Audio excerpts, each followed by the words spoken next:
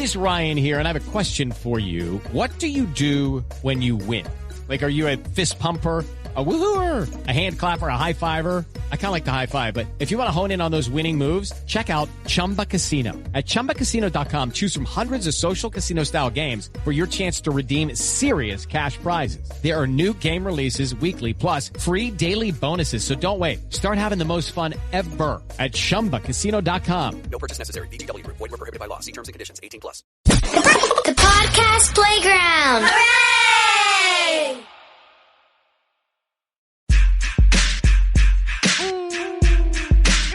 You are now entering the Who's House podcast. Yeah, shout out to my boy Mikki, man. He came through literally. I mean, he told me the mix today was worth 300 G's. So I thought he was trying to tell me he's going to charge me 300 G's for me to pay him to come through. I didn't know he was going to bring 300 G's up here. So that's a good shocker, man. So today is really a $300,000 mix, a cash mix by Mikki MASE. What's up, Mikki? I got to pay for the clout. I'm not naturally cool. You know what I'm saying? So like I have no way. I got to pay my way. This guy's cool as fuck, man. You saw how he was turning up and shit. Yo, he was all fucking. He got the one gold tooth. Like he was like, see ya. He's done this before. You know what I'm saying? What you got over here besides 300 G's in cash, man? So yeah. So what's going on here, man? So this is some weed lean that me and the Backpack Boys just came out with. A lot of them have my face on it. I can't believe people want my ugly face like on products. Let me get the let me get one of those. Oh shit, scissor. Yeah, so this will get you really twisted. We found like a loophole. It lets you put 1,000 milligrams, right? Holy shit. And it's like edible, but you drink it. Recommend you mix with sparkling water, but whatever, that's on you. And like your average edible is 10 milligrams, so we got 1,000 milligrams in here. It was like so if I drink this whole thing right here, forget about it. Yeah, we're not even gonna finish the interview. I'm gonna be dissing Ja Rule for like an hour. Yeah. It'll be over for me, man, right? Yeah. Yo, you want to be our test dummy? You want to drink this real quick and see the reaction? Take a couple swigs, check it out. What flavor you want? You want to know what I recommend if you're going to take it straight? Yeah, hit me. Chocolate fudge. All right. And so how fucked up is this going to get me? We'll find out. Yeah. Can I drink a little bit of this? Yeah, I hope you do, bro. Can I? Yeah, like right bro. now? Yeah, go ahead, bro. Go ahead, crack it open. All right, I got some Perrier. If you got a cup, I will recommend it, but you can take both of them straight. So it's not. Make it clear. This is not lean. This is not like I'm hanging with fucking. It's not Lil Flip or something. No, there's no prometh in that. There's THC in that. What's that shit called again? Promethazine. Promethazine and codeine. Yeah, but this is sold in the cookie store, like Cookies on Melrose. It's sold in all the Backpack Boy stores. It's sold in all the Can-Aid stores. Is it at Hardin too? It's coming to Hardin. I got an interesting story. My thing behind cannabis. Like I don't consume myself, to be honest with you. I'm completely straight edge. I don't curse. I don't drink sugar. I don't drink caffeine. I don't eat fast food. I don't eat pork. Like a lot of things. No strip clubs. No hookers. Whatever. But the cannabis thing was interesting. Like I'm a big advocate for cannabis if you use it correctly or like with the right motive. But anyway, my story behind cannabis is there's this dude named Keith McGee, and he's a NASCAR driver. And he hit me one time a long time ago, and he goes, "Hey, bro, long story short, I'm from Alaska. I left my whole family behind. I moved to North Carolina to pursue racing in NASCAR, and I've ran out of money." And this was like when the crypto was collapsing, and he goes, "I had a crypto sponsor pulled out." Oh. And the NASCAR championship was in Vegas. It was like 3 years ago. And he goes, "I'm in the championship, but I don't have the money to race it. I have $10,000 left to my name. Can I fly myself to Vegas, give you 10 bands, gamble, and if you win, donate all the winnings to sponsor the race team?" Oh, wow. Right? That's crazy. I kind of thought he was messing with me because it was too easy. It was too simple. And I was like, "Yeah, bro, whatever, man. Hit me up on Wednesday. If you arrive to Vegas on Wednesday, hit me." Wednesday morning comes, I'm in LA. He texts me, goes, "Yo, I just arrived. What hotel should I stay at?" I'm like, "Oh my!" I was like, "Oh god dang, I got to get to Vegas," And we get there, we filmed the whole thing. We vlogged it, whatever, and we won. We won like a nice grip of cash, and I donated the money and sponsored the whole race. The thing is, though, because I paid for the whole race, I got full rights to design the car however I wanted. Get the fuck out of here. In my place here in LA, I have the hood of that car, and it's this same photo of my face.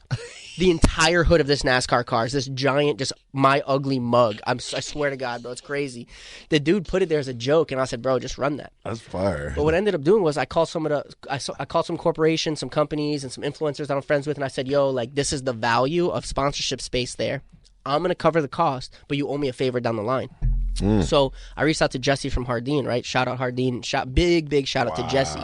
And I didn't know Jesse at the time. And I'm like, yo, like, I got your number from, my boy, and I want to put you guys on this NASCAR car. You'll be the first cannabis branded NASCAR history on a car. Dead ass. Yeah, because technically cannabis is not allowed in NASCAR. And me and Jesse worked out a deal. I was like, bro, I'm going to cover I got the cost. I don't want money, but you owe me one. And the only one was he and I started to engage in the cannabis space, which really blew up into other things in the back end for me and interesting. He taught you all that shit, like everything, or you learned. I learned along the way, but he had put me with all the right people. I was in like the back office of Hardin like for like 6 months every day, watching the business and understanding. He told me everybody to learn from, and gave me the phone number, set up the meetings. We flew between Cali and Vegas together a bunch, and like. Now I'm here, You didn't get humped by the husky, or you came? No, the husky came after, I think. What's the husky? There's like a dog over there that's humping everybody in the office. Nah, I don't know about no humping dog. I got Ian. That's enough humping dog for me. You humped your leg too? That's crazy. Okay, whatever. You got a humper. Yeah. You know what I'm saying? Yeah. That's crazy how the world is so small. Yeah. When it comes to the weed business, so you understand the politics in business too, like Yeah. Because in Vegas, I think you got to grow everything there and shit like that. I know you got your show over Cali, right? Which is the easiest to start. Yeah. So we started here in Cali. I was gonna start with Hardin, but there were a lot of things. Yeah. Me and Hardin actually had we hold a state record for the fastest cannabis brand from conception to shelf in Nevada state history. And it happened because we were attempting to use this NASCAR race as the launch of my brand at Hardin. And last minute, I was just like, hey, bro, like, to be honest with you, I'm not really pressed about it. I think we'll have other opportunities, and I have other things on my plate. Can we, like, take our time? And Jesse's like, yeah, bro, you're in charge. Like, you want to take your time? Take your time. And so then we ended up getting on the shelves in L.A. first, and then actively now, between Grower Circle and Hardin, we're making some stuff happen in Vegas. That's fire, yo. Yeah. Who has tried some of this stuff? Like some celebrity friends that's like, yo, this shit is crazy. Did you get into like I don't know, like Trippie Redd or something like that? Get Trippie Redd to drink one of those shits, and I'll probably send them some. I'm gonna hand a lot out. I mean, I've been like radio silence on social media for like maybe 3 months now. So like I haven't even actually publicly marketed this. Like it's on the shelves. If you go to Cookies, all the rappers it's there. come through here. Maybe I could get everybody to sip it and see the result. I'm about to drink it right now. Let me see. Y'all want to film me? Can we get content? Am I gonna get like in trouble? So you got your camera right up there, right? See, look at that. Go label out. Oh shit! So I'm about to drink the the Blue Jolly's Scissor, and this one is 1,000 milligrams. Yeah, you don't want to finish that. All right, let me have a sip of it. Yeah. Oh, I get it. That's why you want it to be mixed. It's very syrupy. Yeah, it's like a really shot, rich in flavor. So like the it's like Diamond Tap. Right. It's like good too, man. Yeah. You get addicted to this stuff. I mean, a good addiction. I don't want people to think I'm fucking crackhead or something. I'm not fucking Lamar older, man. You know, everybody be looking at me like I'm crazy, man. You know what I'm saying? I'm not Lamar. You know? Don't even let Lamar see this. You go crazy, man.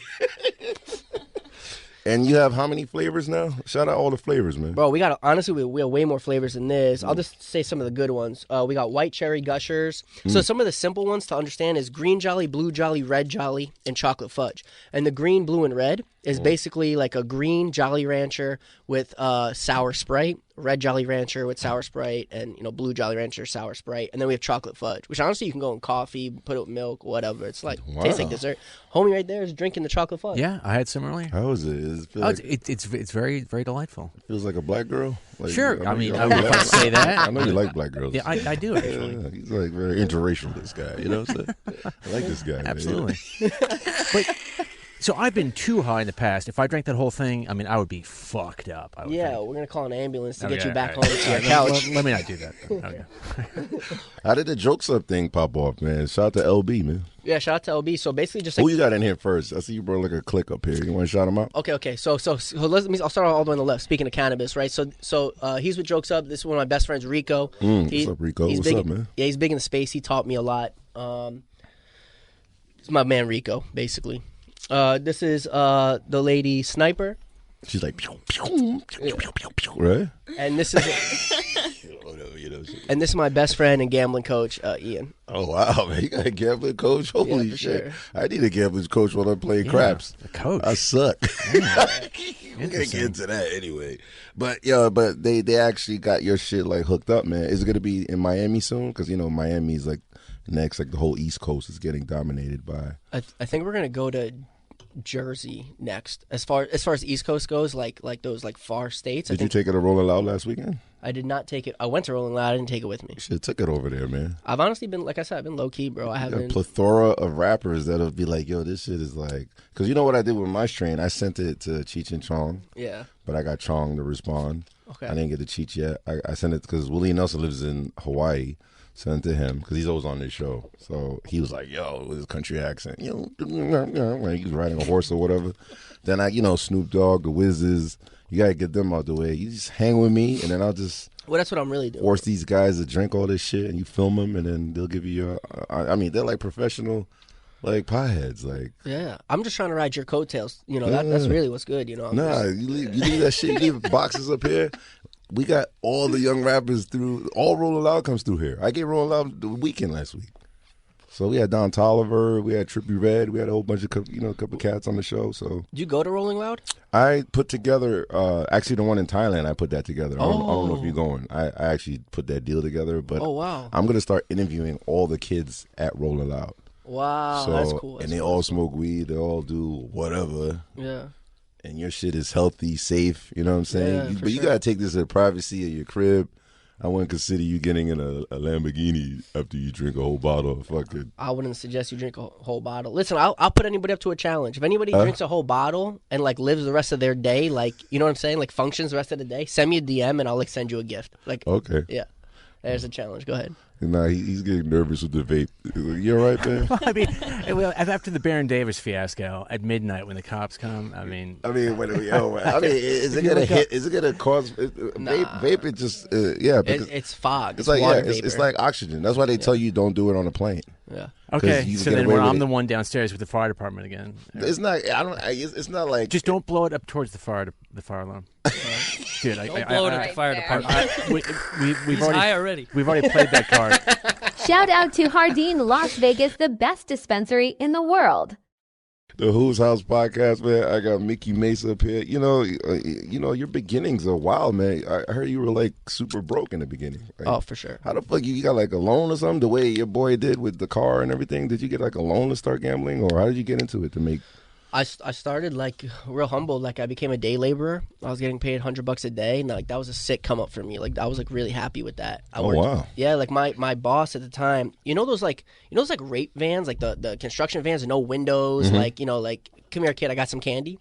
We used to use one of those for work. Like we'd have all the tools in it, all that. Only had the front two seats. Well, we started working. I was making $100 a day, and then I started learning. So he took jobs on his own. So he's making double money, but I'm the only employee. So he went and got himself a new truck, and he gave me that van. And that van was like my first car, like in adulthood. And I loved that van. I took that thing to the club. I took girls on dates in that van. I swear to God, like me and my boys would push all the tools back and put lawn chairs in the back so we can all ride to the club together. Get out of here. Yeah, I was so happy You with it. smashing that van? Yeah, too? bro, that van was like my life. Like it meant, fucking in there. I was stoked to have it. Yeah, man. I wish I knew you back then. You could have picked me up. Could have went to the club with this shit. Bro, I'm telling you, bro, it's a whole different vibe, dog. So when people pull up now to the club, it's like a pissing match. Everyone wants to pretend who's richest, who's got the biggest dick, da-da-da-da. When you pull up in a dirty, greasy van with ripped clothes on, you're just there having the time of your life. You know what I'm saying? Like nothing, like there's no, you don't have to worry about flexing. It's none of that. You just live. Does it feel good that people can't read you all the way, and then when they hear about you or they see you, like maybe you jump in a Lambo, like later on, they be like, who is this guy? Like even when I met you, you were very conservative. You're in a corner. You don't even like interact like that. You just was chilling and shit. You've always been like that. Like, like I don't drink or drug or none of that no more. So, like now I kind of just vibe, man. I just kind of chill. I'm like in and out, like, I think we like probably met the first time, like probably through Rich the Kid. Yeah. Yeah. So I fly out with Rich, most of the shows he was doing at Hakkasan. So when we go out, for me, like I have an objective. Like I'm going there, I'll spend like an hour at the club with him, or however long his set Oh, is. so you schedule your hangouts and shit. Yeah. I'm pretty like that. Like I'm in and out. Like at some point, like what am I doing there? So you gotta tell me in the beginning, like I mean, when you're winning crazy, and it just comes with everything, like the drinking and like the drugs and all that shit. Like, do you drink while you gamble? Like No. with the anxiety and all the fucking the shit you gotta deal with, especially if you're winning, like you're having a winning streak. Do you celebrate by drinking more? Nothing. So I don't drink at all. Like not a drop. Even back then, like yeah, like 7.5 years was the last time I even like took a perk or like anything, like a beer, a blunt, bro. I haven't smoked weed in like over 10 years. You're an expert in the gambling thing. Why do they force you to keep drinking? They keep coming to me like every 10 seconds. Yo, you want to drink? You want to drink? Well, give me like, for the idiots out there. Well, I mean, bro, like listen, like the liquor they're paying for, right? It's not free. So they're handing it to you for free. So they know they're making the money on the back end. The drunker they get you, the looser you play, the lower your inhibitions are, the lower your morals are, the lower your cognitive abilities are, and you're making like really irrational, illogical, silly decisions. And their objective. Oh, shit, these guys are getting me fucked up on purpose. And man, their objective is to make you lose, man. So, and it even works even when you're winning. They want you to get fucked up so you can make fucked up decisions to lose. 100%. It goes way beyond, by the way. Just I'm free thinking liquor. they're nice. Like they're just treating me like I'm a nice. They're so nice. Yeah, they're so nice, bro. Yeah, they're so nice. They're free rooms. Only the pureness of their heart, The PJs, pureness of their heart. I gotta ask you get these questions out the way. Sometimes I'm gambling and I feel like the temperature is hot, and then they make it cold. I put my jacket on, put it back on. I'm like, yo, what's going on? Why are they setting me up? I feel like, do they have like separate like blowouts in front of where you gambling to 100%. to fuck with the temperature and shit? Bro, let me tell you, it goes so far that it would absolutely blow your mind. Like this like next level conspiracy thing. In the very beginning, when I started talking about it in interviews, people would be like, "Oh, he's got tinfoil hat, dude, whatever." Then I started showing them the videos, right? And I have like hundreds and hundreds of millions of views, exposing them for all these like conspiracies and cheating the patrons, cheating all the players and stuff like that, well beyond like what you just think. Like you would think, oh, blackjack makes sense. Like you only see one card, you have to act first. It's logical. They have an edge. They take it so much further, it would blow your mind. So something you have to keep in mind is that casino security, they get contracted to different national security. So different countries around the world contract to American casino security to do their national security. That's how advanced casino security is. Oh, shit. So, that Big Brother thing, like let's pretend like they're always watching, they're always listening, they hear you on your phone. Eye and shit, the cameras and shit. Yeah, that comes from casino security companies. That wasn't like the FBI created that on their own. Like it came from casinos. Like this is the origins of a lot of countries around the world's national security. So if you think the government is capable of doing whatever they want in that regard, it's the casino. I didn't even know that, man. Yeah. That's some fucking wild shit. Yeah. TMI, I don't know why gambling makes me go take a shit a lot. Is there something in the oxygen? I don't know. Yo, I'm getting all these questions out the way before we get deep into how you fucking got these guys trying to kill me and you today on the air. But other than that, like, why is it I'm running in the bathroom taking this shit every 2 seconds? Me and my girl took a shit together. And she's not even gambling. She's like, I gotta take a shit too. I was like, yo, let's go. We gotta hurry up. I gotta get back and throw the dice. Wait, this never happened. You never shitted before? You shitted on yourself?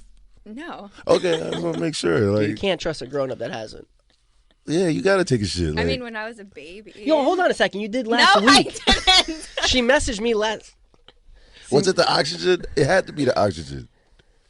I think they put something in the air in the whole casino because I'm normal all day. I get in the casino, now my fucking, like, my insides are speeding up. Whatever I ate at Nobu, now all of a sudden the yellow tail wants to come out my tail. Like, this shit is like fucking out of control, man. So you gotta tell me it doesn't affect you in any way. Like, you don't go to the bathroom.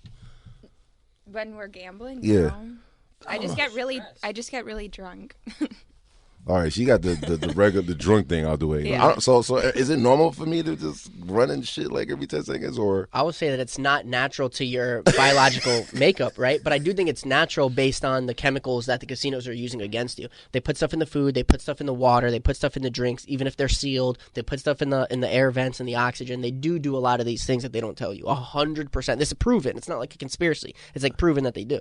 That's crazy, man. Yeah. So this is all like when I walk in, they're prepared to to whatever it takes to take whatever from me. Bro, in ways that you would never even consider. Not even thinking about shit like that. Way beyond what people would generally consider or being done against them, yeah. I mean, I was up like 20, like 30. I was up like 28,000 from like 6,000. I came with 6,000 to play craps. I was up like 28,000. All of a sudden, my host wants me to like go to an MMA fight with him or something, or he wants me to like go bowling. I was like, what are you talking about? Let's take a break. What's that about? That's another tactic right there. Yeah, man, they're trying to. So let's say you're hot. Let's make the extreme example. Let's say you're a card counter. Let's say, right? And you're got the count down, and you know the rest of that shoe, the count's in your favor, and you're really going to smash them. They will come in and say, hey, bro, let's take a break. Let's go to the MMA fight. I got floor seats. Yo, you want to come backstage? Da-da-da-da-da. Because they want that shoe to be dust. They want to burn that shoe so you have to start over when you come back, you know? And they do it all types of ways, bro. They'll walk by and just drop something on your table so you look at them and you're like, wait, what just happened? It's happened with us before, bro. You know, I play a $250,000 a hand, right? So I could be up or down $5 million in either direction. I could have a 10 million swing in 10 minutes, you know? And randomly a butler will come by and just drop something on the table and keep walking, go out the back like it never happened. And then me and him, which is exactly their objective, me and him are sitting there like, why did homie just drop this on our private table that no one can even be at? Oh, shit. Their objective was to get us to stop focusing on the game and talk about why he just dropped the box on our table. That's some fucked up shit, man. Being in that shit for years, you've mastered even to understand if the casino's cheating and you play with the cheat. Like, yeah. So that's basically my style. Is, you know, I caught them. You know, I figured out all their cheats and things. Their cheats are constantly evolving, and their cheats can also be custom catered to each player. And when you got a player as big as me, I'm one of the biggest players that ever played in Las Vegas, right? So there's only a handful of people of my gambling caliber, whatever, right?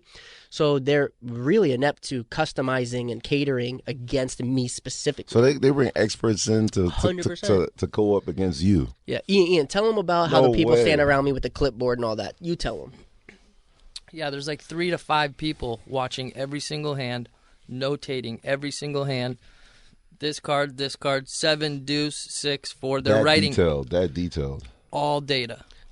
They write down on a clipboard, standing over my shoulder, all monitoring me. They'll be like, he stood up, he scratched his nuts, sat down, bet player, won. Stood up, you know, looked to the right, sat down, bet bank, lost. They're monitoring everything. Holy, so like Kerry Packer, Tony Bloom, all of them, they get regulated like that too. All these guys that's like spending billions and they come and kill a casino. Well, the thing is that a lot of people that are unaware of the specific cheats, let's say, right, are just losing players. So there's like a standard cheat that all casinos will use. It's like a blanket. They're like the majority of the people will fall victim to this cheat. And they just like put it in blind, right? And most people do fall victim. So a lot of these huge players are huge losers. So the casino's like, why are we going to change anything?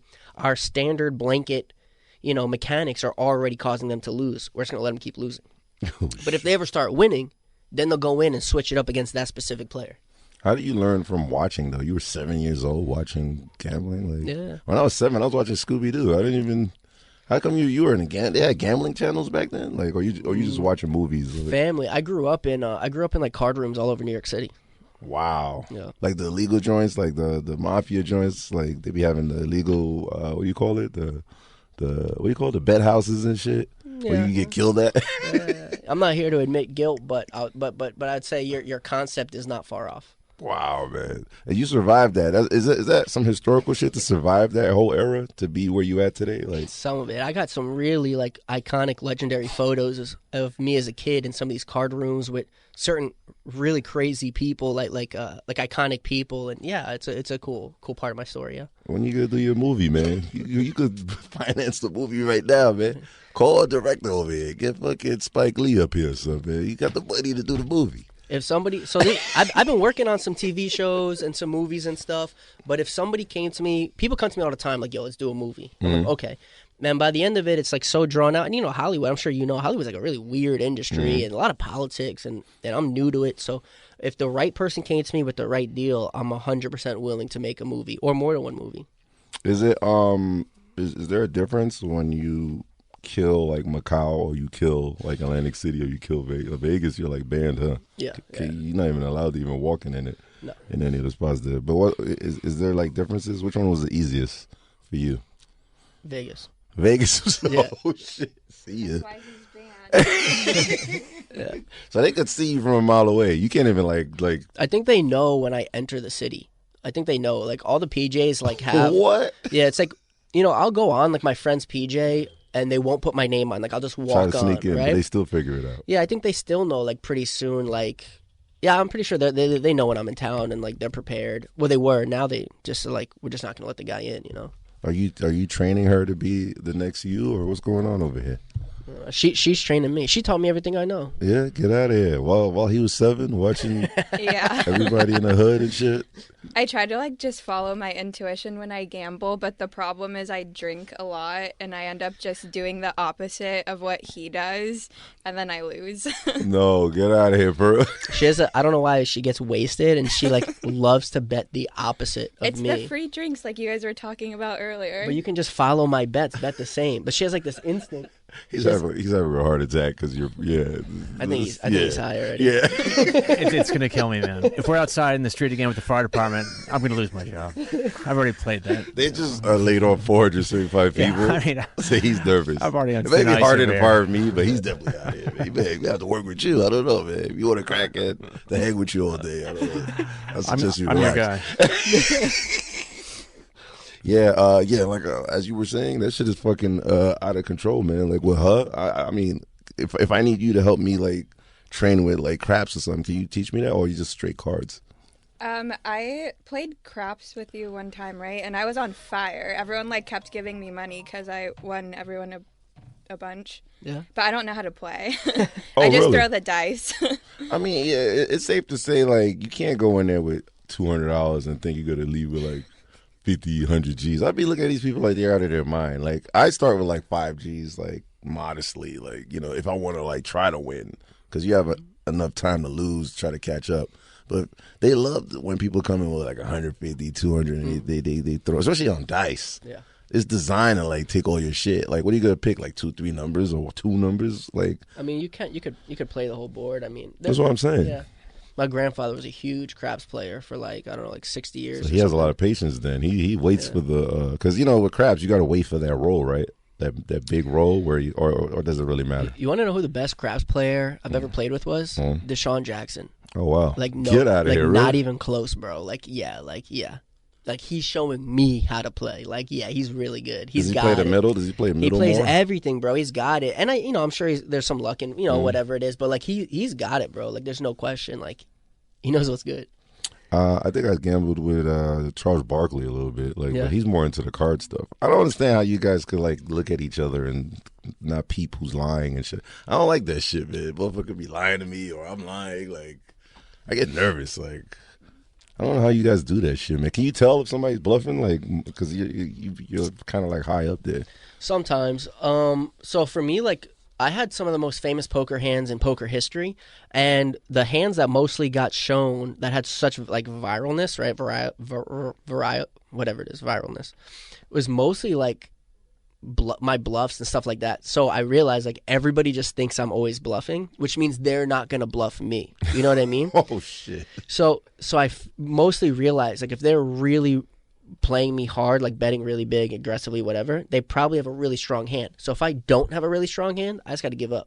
But that's for professional players that are playing me specifically.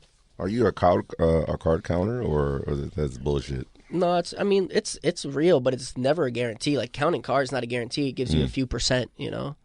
That's crazy, man. So are they like? So you're dealing with like homies then. It's not a corporation anymore. If you fucking got a whole casino coming after you, I mean, I heard through the grapevine like you I think you won like $12 million as long as you felt like you were being followed and you escaped. Can you give me that story? This guy, you got me nervous now. Bro, 3 times the casinos tried to set me up and Come rob on, me. man. Really? 3 man? times. We're gonna ask Ian to fill in some of the blanks Get the because fuck he's my outta coach, so he's always here. with me. What? So one particular time, I had my biggest session, like my biggest single time win was a little over $11.5 million. And when I won the $11.5 million, they tried to short me $1 million. I got my lawyer involved, and What? they gave me the $1 million bucks. Like, I mean, I got the whole. It was $11,526,000, and I got the whole money. That was like the last time. There was 2 times before that. One time, so I used to have my own parking spot at the front doors of every casino on the strip, right? I keep my keys, fire code, nobody cares. Like, I have a designated parking spot. Like, nobody's going to move my car, take my keys, ask me questions. What? So I pull up one time. I'm in like a very colorful, like, exotic car, right? Like, you can't miss it. I pull up to the front doors. I park, and I have $7 million. And the thing is that not all valet drivers know, like, I have a parking spot. So if you're, like, new or, like, you missed the work meeting, whatever, you just see some dude with face tattoos pulling up in whatever car, parking at the doors like he owns the place, and, like, whatever. So a kid comes up to me. This is the thing. When I'm gambling, I don't like people talking to me. I don't like dealing. I just want to stay in the zone. So I see the kid start approaching me. I go, I already know he's going to ask for my keys. He goes, I need your keys. No, say less, bro. Take my keys. Hands me the valet ticket. Like, couldn't be any but more by the book. Wow. I get to the table I want. I sit down. I put the money there, and I'm preparing. All of a sudden, my chair gets pushed in against the table, and I'm pressed. And it was at this exact moment that I was alone. Like, for this split second, no security, no Ian, no witnesses, like, just me, right? Me and $7 million. And when they push me up against the thing, I can't reach the money. It's, like, just out of reach. And I'm squirming, and I push the chair back, and I stand up, and I start screaming, right? And what happened was this casino security had surrounded me. This is at Venetian, by the way. They surrounded me. So it was security that pushed me in. This is unreal. So I'm thinking that if I scream enough people from other parts of the casino are going to be looking at me. It'd be that much harder for them to rob me of $7 million, right? And exactly like what I thought happened. So pit boss start running over, and I'm like, I'm a big deal, in the casinos or whatever. So they want to know, like, why is Mickey? Something's going on, That's crazy. So everybody starts crowding, running over. And I start screaming at a pit boss. He and I know each other very personally. I said, "Why? What's happening? Why are they surrounding me?" And he goes, "I don't know. Calm down." And he tells security to back away. He pulls security aside, and there was a woman that was with security that stepped forward and said, "Do you drive a lime green McLaren?" Right? And I said, "Yeah." And she goes, "You need to get a valet ticket." And I said, "A ticket like this?" And she goes, "Oh, sorry." And then walks away. No one says sorry, like it never happened. What? And I'm like, "Are you guys out of your mind? Like, are you guys absolutely out of your mind? I have $7 million here, and you're pressing me against the table, like, that's fucking crazy. Like, are you? Yeah, right." Then I have another one. I won $4.5 million. Right? They paid me in cash, and the last casino we hit that day was the Bellagio. It was me and Ian. So the Bellagio pays us $4.5 million. The thing with Bellagio is they have half. So when you do your cash outs, there's a private cage that with, like, security, like you're in a room, like a locked room. And they do the transaction, and they usually give you bags so you can, like, inconspicuously disguise the money and walk through the casino without carrying cash. They didn't have bags, and they give it to you pre-packaged in $500,000 bundles. So it's like a giant, like, vac-sealed $500K bag, What? But we had $4.5 million. And it's heavy. It's a lot to carry. So we have security bring a bell cart desk from the bellhop. Security loads the $4.5 million on the bell cart. They form a circle around the cart, and they push it through the casino to the front doors. Ian pulls up his Beamer. Security loads it into the back of the Beamer. Right? What? As soon as we get in, I just, like, sit. I look in the rear view, and I see tucked somewhere, like, in the cut, in, like, the security section of valet, SUV Comes up headlights. out of the valet garage. Boom, What? headlights. And we're like, that's kind of sus. And nobody walked out with us to be getting into a car to leave at the same time, right? So we get out. I'm like, yo, Ian, make a U-turn, right? We get from Bellagio. We pull on Las Vegas Boulevard. We make a U-turn. That car makes a U-turn. I'm like, yo, Ian, get in the far right lane. He gets in the far right lane. I'm like, yo, Ian, go in the far left. Gets in the far left. Now this truck is doing every same move. I said, Ian, we're being followed. Ian guns it, right? What? Smashes the pedal. SUV smashes the pedal. Nah. Clear. Now we know we're in the chase. We know the gig is up. What? Right? Yeah, they're hunting. So we're booking it, and we're like, we don't even know. What We don't even have an escape plan right now. It's the middle of the night. So Ian, like a genius, came up with this idea. So the thing at the Palazzo. You hear this shit? Bro, the thing at the Palazzo is they do trunk checks. So they have like 3-4 alleys, each one with a security guard that makes you pop your trunk before you pull into their property. So we pull in, we get straight to the security booth, and the guy goes, pop your trunk. And we said, yo, listen, look in the back seat. He looks, and he sees $4.5 million in cash. And I go, you see that truck behind us? He goes, yeah. He goes, they're following us. They're trying to jack us. Homie goes like this. He goes, I got you. He goes, when you pull through the street, stick right. You're going to go into the employee parking lot, make a right, left, da-da-da-da-da. You're going to get to the back. When you get to the back, it's going to take you to the employee exit. And I think it's like Cobalt Road or something. He goes, when you hit Cobalt, make a right and just get out of Dodge, right? He goes, I'm going to hold this truck up while you get through the parking garage so they don't see you. and homie saved probably our lives and the $4.5 million. So all 3 out of 3 times that we were set up, we got away. Yeah. And nobody had a house there at that time. So we went to his host's house. Oh, yeah, went to my casino host house. Yeah, and she gave me her pink Baby suitcase that we loaded with the $4.5 million in her garage. That's right. I would love to see these shits in episodes, man. Yeah. Cause you're fucking, I don't know, get one of those weird channels to sponsor your shit, man. I thought you were sponsoring it. You know, get Vice or something. Vice would be fucking. They would love to have this fucking full. But who's gonna act you though? Who's gonna play you, man? It depends on the budget, honestly. I love Jared Leto as like that kind of styled actor. Yeah, but I mean, I don't know what. Maybe we gotta get the Harry Potter guy and put mad tats on him. Like you look like Swiss Army man, like from that movie. Yeah. Running through celebrity gambling, man. Like who's the homies you fuck with, man? Who's the real homies you mess with? I see you there's some article you help Lil Baby. Is that a relationship? Yeah. Lil Baby's the homie. He was like one of my first big viral clips of like gambling with a rapper. We talked 2 days ago. We just checked in. Yo, what's good? Wow, that's crazy. But yeah, everybody is. You name them, they've contacted me. Everybody from Baby to Uzi to Drake to Iggy Azalea to Kevin Hart to Odell Beckham, D-Jack. Like literally you. Don't worry about it. Literally, you name like a celebrity, they've hit me to gamble for them and what have you. Suicide Boys, everybody. So that's why they be bigging you up. Like when I see like Drake, is that real when he like puts $30 million on the roulette and it's like that? Is that like real? I don't know. What's that about? I'd rather you ask me about somebody else.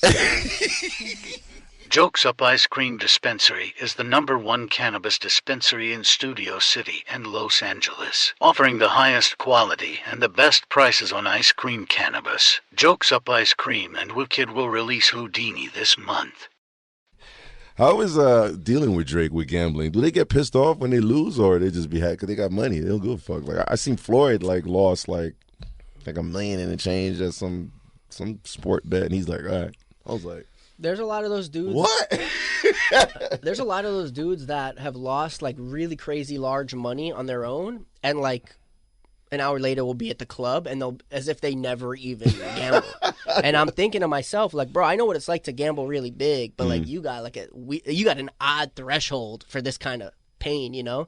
But I've seen other dudes that I'm really close with, that rappers and actors, what have you. Like I know the kind of money they make. I've seen them lose like 10, 20,000, and you would have thought like they were ready to end it right there. They didn't recover for like 2 weeks. Yeah, they were like a couple of, I don't want to say who it was. There's one particular time that like they felt that I had like encouraged them gambling. Like they like felt like inspired to gamble. But the truth is I'm like a big discourager because most people lose, right? Like, and I'm really open about that. So like I don't want people to gamble. Like I don't think it's in their best interest. I'm super vocal about it. But one of the homies, he wanted me to introduce him to like this like cause I play in like these like underground poker games. They have all these like models and Michelin star chefs and all these other celebrities that whatever. It's like the whole world, right? So one of these dudes who's like an outsider was like, "Yo, can you introduce me to this world?" And I'm like if that's what you want, I introduced him. He ended up losing like in my opinion like a couple of bucks. Bro, this man did not emotionally recover for weeks, and this man makes so much money I couldn't believe it. Floyd Mayweather, man. Like you've ever been around like some of these guys and you witnessed their winnings and then you won with them, or yeah, for sure. Yeah. But so like I mean, bro, I've made some best friends through this journey. Like first of all, I want to say like shout out, but also rest in peace, Lil Keed. Oh wow. Like Lil Keed was one of my best friends. As a matter of fact, I got a song with Lil Keed, and this is odd. This is like a weird thing. So like I started doing music like just for fun. Right, like just because I'm in the scene, I'm in the studio so much, just like vibing with my boys. That a lot of them are just like, bro, just hop on the mic, let's see what you got. And I'm like, bro, I'm really the worst, And they're like, nah, let's see, like we're the best, so like we'll help you. So Lil Keed's last song ever is actually my first song ever. Oh, get out of here! Yeah. What? Yeah. I didn't even know that. I gotta play that today. Yeah, we haven't released it. It's not released yet. It's not released. No, I didn't release any of the music yet. Okay. Because he was my first song. I'd gone on to do a lot more songs. Like I got a song with Chief Keef. I got a song with Kill Cody, 2K Baby. I got a song with K Camp coming, Rap Stone coming. Wow. I got like a lot. I got a lot of Big Head beats. I'm gonna throw something on like a Jetson Made It beat. Like I got, I'm gonna do something with Key. I got a song with Key Glock coming. Wow. And shout out Key Glock. He's one of my best friends too. But anyway, because the Keed song was my first song, it became obviously there's when an artist passes, there becomes a lot of politics, but also a lot of us were sad. Like, I'm truly sad. So I said, hey, like, if we release this song, I said to Zoe's manager, I said, I want to donate all of the winnings to his kid's mother, who I'm friends with her. So I says, like, look, I want to give all the money generated off this song to her. But I didn't know that there becomes, like, even more politics, especially because a lot of YSL and, their whole situation.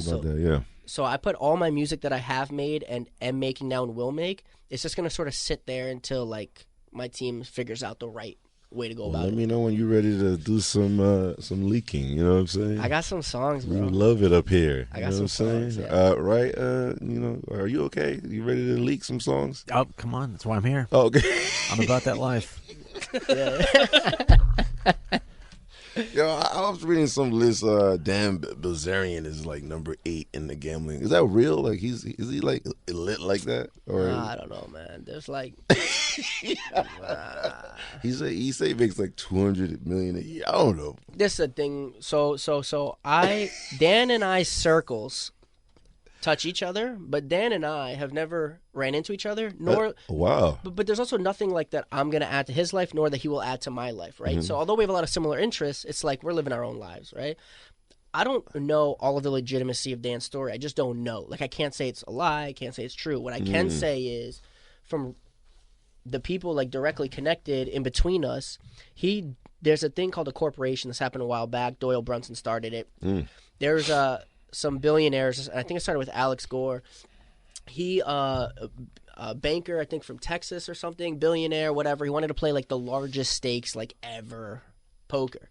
And no poker players could afford the money. They all had to put up like $100 million, right? And they didn't have it. So what they did was they all pooled together, so they took like 50 different poker players. And then Alex said, like, I'm going to choose who gets to play against me, because if you're way better than me, you're just going to take $100 million off me, and I don't want that. Oh, wow. So they all had to vote different people that they would nominate to play on behalf of the corporation's $100 million against him, and then he would have to agree to those players. And there is like some strong evidence saying that Dan Bilzerian was one of those players that was nominated and agreed to play. Yeah. Oh, snap, man. I don't know. I've seen him in Vegas for years. I always thought he was be lying and shit or some shit. Yeah, I don't know. A lot of people, you know what I mean. But like I said, I wasn't at the table, so I can't tell you anything. Like, I don't know. I wasn't there. Shout out to Hardin, Las Vegas, the best dispensary in the world. What's the highest you've seen one? Like, was it like 100 Me, no, me. 11.5 million. You know how hard it is? You ever seen someone win 11.5 million? Never. You feel me? Like. Who would you call after you got the safety? Who's the first people you called to be like, yo, we killed this spot? Nobody. I shut down because I threw a party. It was 1,000 people came and it lasted for 7 days. And during the 7 days is when I was playing. What I was doing was like I said in the beginning, like they like cheat and whatever, and they cater their cheating to me. There's only so many employees that they have like on my account or whatever. What? So when I throw these parties, have you ever heard like 3 years ago about like allegedly when Bryce Hall was dating Addison Rae and allegedly he cheated on her with some porn star at a Vegas party? Yeah. So if you ever look back, that was me, bro. So if you ever pay attention, before I really had social media, I like just started. What? They took it was in the living room of my party, and it's me and Bryce talking.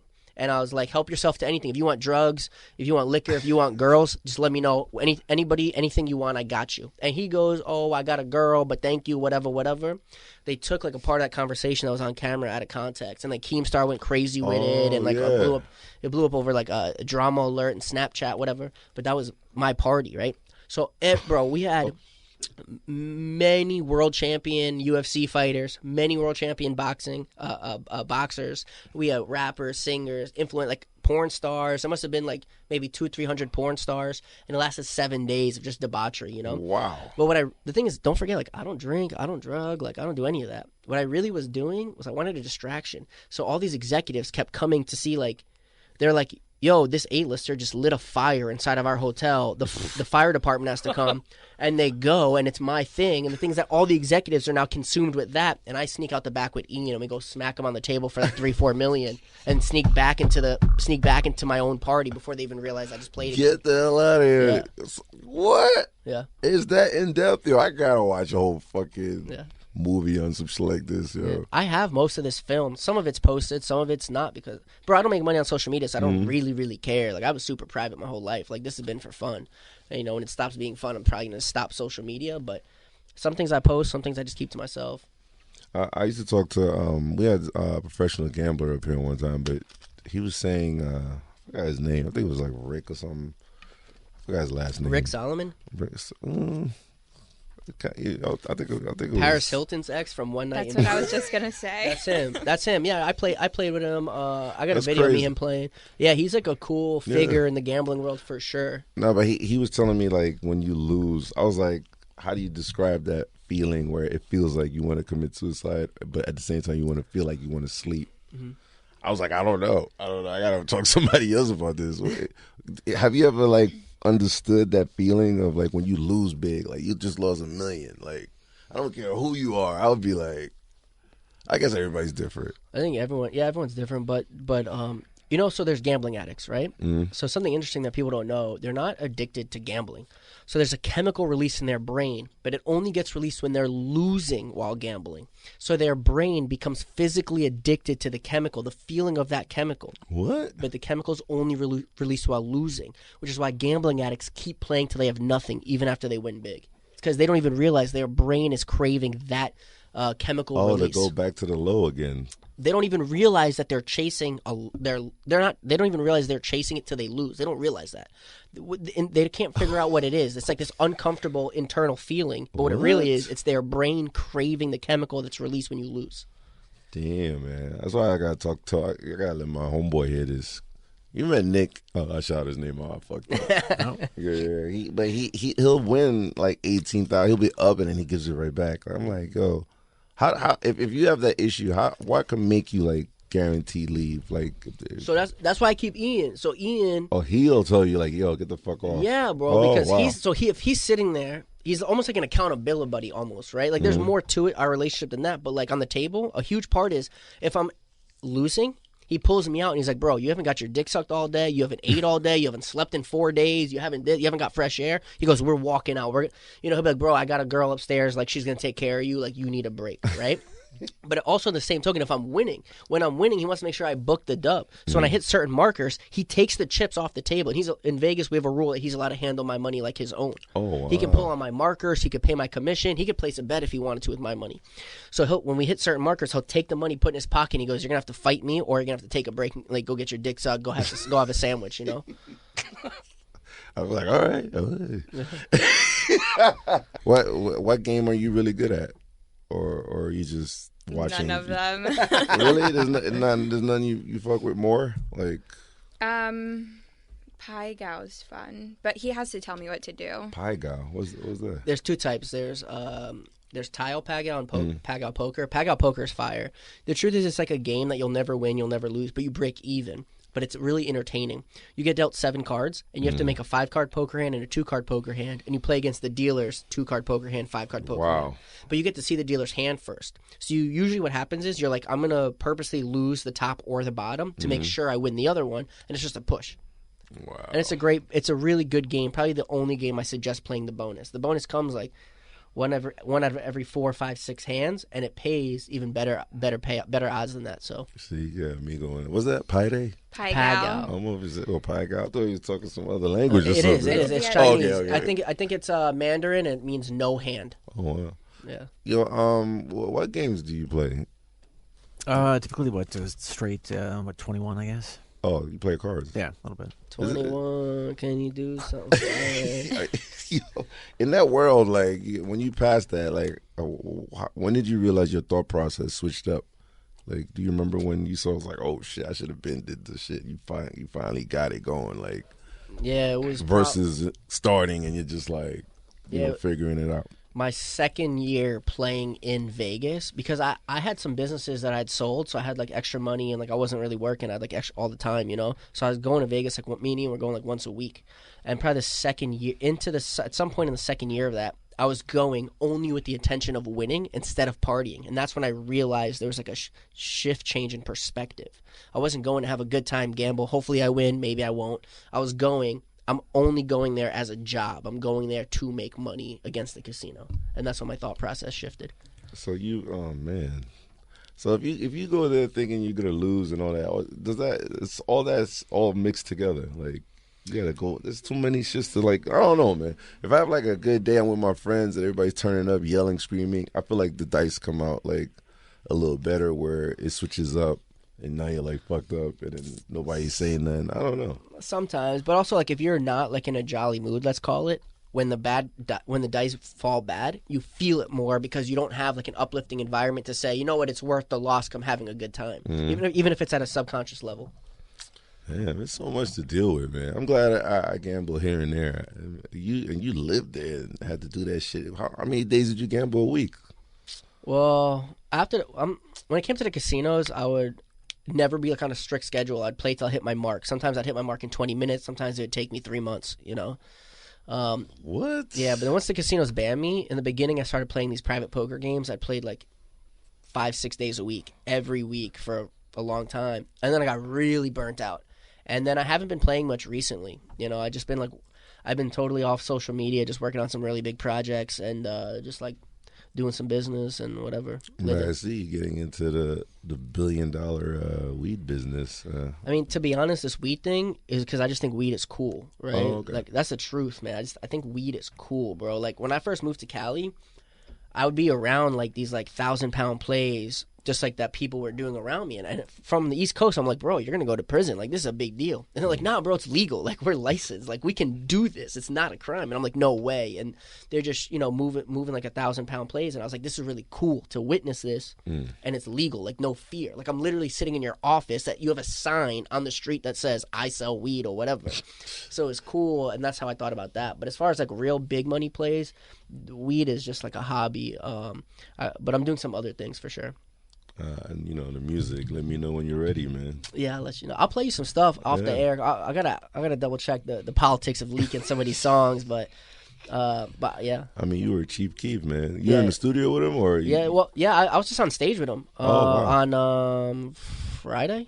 Oh, okay. Yeah, I was on stage with him and Nar. Yeah, shout out Pan, by the way. I'm gonna send this video to Pan. Shout out Pan. It's his manager. But yeah, I was on stage with Sosa and Nar. Yeah. Is he like cool to be in the studio with? Like you know him and shit, or is he? Honestly, not. No. Not that he's not cool. Hold on, that's not what I'm saying. I'm saying like like we're not really like that. Like he's not like my boy. Like in that sense. Oh, like he's like a real like. You'll be lucky if he shows up kind of thing because he's like in his own lane and what he's got going for himself is working and he don't want to be knocked off his axis by other people making demands of him that he's not interested in, you know? But some of the other dudes I work with are like super fire, K Camp. That's my homeboy. Yeah, me too, man. Man, cool. Yeah. You did it in Atlanta? You went to his studio? No, he came out to LA. We went to Big Head Studio. I'm at Big Head Studio a lot. I'm real close with them over there. Fire. Yeah. You know CJ, James Earl, the boxer from San Diego? No. So probably. I invited K Camp. You know, I go dirt biking a lot. I'm like into that, right? I've always been. So I invited K Camp. I was like, bro, we're riding dirt bikes. You want to pull up? He goes, yeah, I'm with my boy. So I bring your boy. And his boy is this dude named James Earl from San Diego. He's a professional boxer. He's 11-0. It's like 9 or 10 by way of knockout, right? Like stellar stats. And he trains with Ryan Garcia, who's also the homie. He trains with Devin Haney, also the homie, right? So like all these world champions around me and this other pro boxer. And K Camp introduced us, and I started this concept that I was going to help like up and coming artists, and not just artists, entertainers, comedians, athletes, actors, whatever it is, including rappers. I was going to help them get closer to their goal, like real early, like. And CJ came to me, and I have a couple of athletes, like including Kendall Williams, who's the pitcher for the LA Dodgers. Oh, wow. Yeah, like that's like, bro, he just like stayed on my couch. Him and his girl just spent like 2 weeks living on my couch because they were traveling, and we just love being around each other. That's crazy. And, so I put a couple of these athletes like in my portfolio and some artists, and I'm helping together as partners to like really get them to the next level. And but K Camp introduced me to CJ, who just signed a contract. I think it's going to be in the media this week, I think, but he signed it on like. He signed it Friday daytime over in Beverly Hills. We all signed it. Jesus, man. Yeah. So shout out K Camp for the connection. Shout out CJ. Like we're gonna do this, man. It's a very small world, man. Yeah. What are you doing the next couple of weeks? Like before you disappear. Anything mapped out? Like I don't have anything mapped out. I do have to make a stop back in Vegas. I gotta do a couple things over there. But you need to get a director to get your movie rights. the process going. Well, if anyone watches 'Cause this, both of y'all could be in the front leg. You know what I'm saying? Like, if anyone watching this is interested, just holler. I mean, my Instagram's at Dirty Goth Boy and boys BOY. Like, just like slide in my DMs. Like, I don't know. That's fire, Hit me. man. Yeah. What would you call the movie? Should name that shit. It depends if it's about my life or if it's about like certain stories in my life. I don't know. It depends. Honestly, I'm gonna let you decide. Let's try to think of. You want to think of a name? Out of the mud. Yeah, I like that. The I'll vote for that. The Moisture Mud guys, or the Moisture Boys. I got a homie who's a producer. He wanted to do like a docuseries on my life. And he wanted to call it Mud Baby. But, yeah, but I don't know. It's weird, but it's also it's a little rough. Yeah, it's rough. It's also really close to like Kevin Gates. You know, like Out the Mud. And shout out Kevin Gates, bro. He sent me a message one time. Like, I already know it's probably like over the edge, bro. I don't. Yeah, man, that was a cool one. It's like poetic and all this, bro. When he hit me with this DM, he didn't even say hello the first time we ever talked. He like hit me with this message that I was like read it. And I was like, wow. I was like. Bro, I've talked to every like famous person in the world, like you know what I'm saying. But like when he hit me with this message, I was just like, "See ya." Yeah, I'm good. Yeah, I acted brand new. I was like, I blew up and I forgot about you guys. You know, Kevin Gates, man. Nah, he's one to know. I gave him like his first interview up here. He's a fucking maniac. I seen it.